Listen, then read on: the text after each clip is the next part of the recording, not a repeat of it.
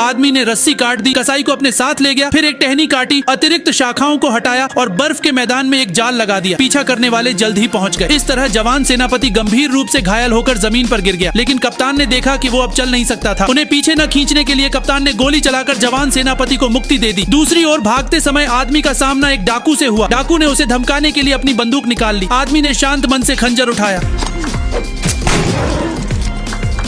फिर आदमी ने खड़े शरीर को अपने साथ लिया। फिर आदमी एक बारूदी सुरंग के मैदान में पहुंचा, घोड़े को घास के ढेर में छुपाया और एक टेबल के पास जाकर वहां छिप गया। इसी दौरान बारूदी सुरंग के मैदान के मालिक को घोड़ा दिखाई दिया। उसे लगा कि आदमी एक चोर है, तो उसने उसे तुरंत घेर लिया और बेहोश कर दिया। जब आदमी को होश आया तो वो तंबू में बंधा हुआ था। आदमी ने देखा कि सामने वाला बहुत चालाक नहीं था। उसे संदेह हुआ। उसने उसे उकसाना शुरू किया।